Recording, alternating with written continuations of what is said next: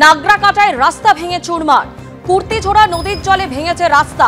বানারহাট থেকে নাগরাকাটা যাওয়ার রাস্তা বন্ধ, অন্যদিকে ফুসছে তিস্তা, তোরসা, করলাও।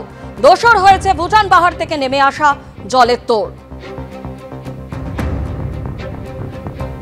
জলপাইগুড়ির বানারহাটে হাতিনালা নদীর জল উপচে হুড়মুড়িয়ে ঢুকেছে গ্রামে। অন্যদিকে ভুটান পাহাড়ের জলে ভাসছে নাগরাকাটাও। উদ্ধার কাজে নেমেছে প্রশাসন ও এনডিআরএফ। জল বেড়েছে করলা নদীতেও, যা উদ্বেগ তৈরি করেছে জলপাইগুড়ি শহরে।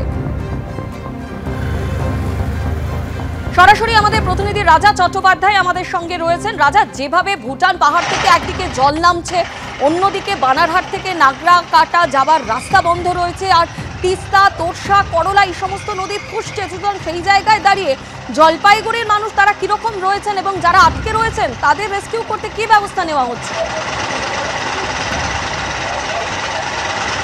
দেখো, রেস্কিউ কাজ কিন্তু গতকাল থেকেই চলছে। কালকে মধ্যরাত পর্যন্ত কিন্তু রেস্কিউ এর কাজ চলেছে।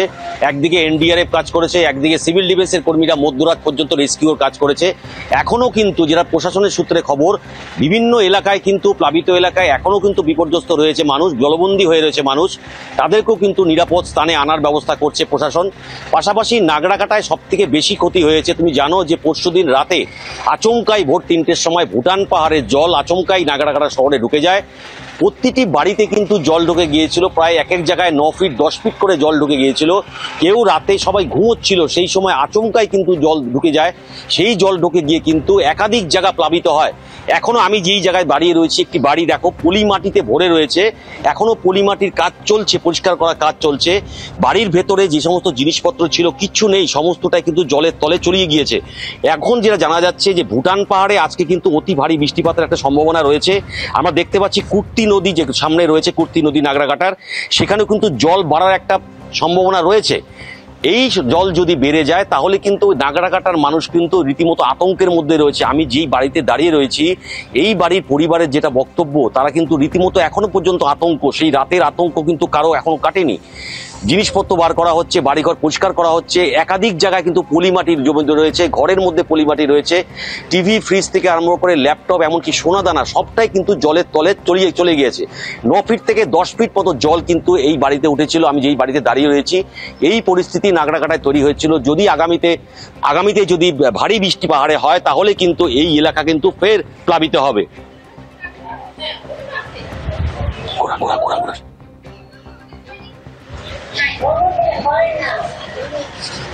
দেখো তুমি, এখনো কিন্তু পলিমাটি জমি রয়েছে। কিভাবে পলিমাটি জমে রয়েছে ডান দিকে এবং বাদিকে আমি দেখাচ্ছি সেই ছবিটা, এবং জিনিসপত্র, আসবাবপত্র কিভাবে ছড়িয়ে ছিটিয়ে রয়েছে, কতটা ক্ষতিগ্রস্ত হয়েছে এই বাড়ি তুমি দেখতে পাচ্ছ সেই ছবি।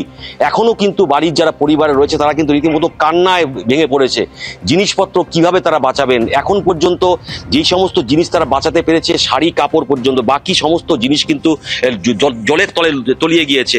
একটু কথা বলবো চেষ্টা করো মাসিমা, কি পরিস্থিতি এখন বাড়ির? না, শাড়ি কাপড় বাঁচাতে পারিনি, কিছু বাঁচাতে পারিনি। আলমারি, 2টা আলমারি ভর্তি একদম ভিজে, সব শেষ। সোনাদানা জিনিসপত্র সব চলে গিয়েছে। সোনাদানা কিছুটা গেছে, কিছুটা আছে, বেশিরভাগ চলে গেছে। টাকা পয়সাও গেছে।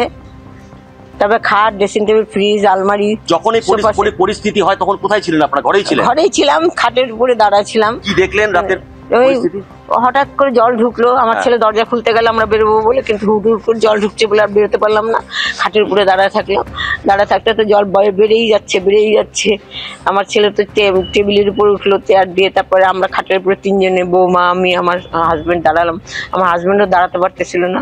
তবে 5:30টার সময় জলের মধ্যে দিয়ে আমার ছেলে, ওর সবাই আসছিল ই করার জন্য, ছেলেকে বের করে দিল ওর বাবাকে। কতক্ষণ জল ছিল আপনার বাড়িতে? আমার বাড়িতে 3:30 থেকে 5:30।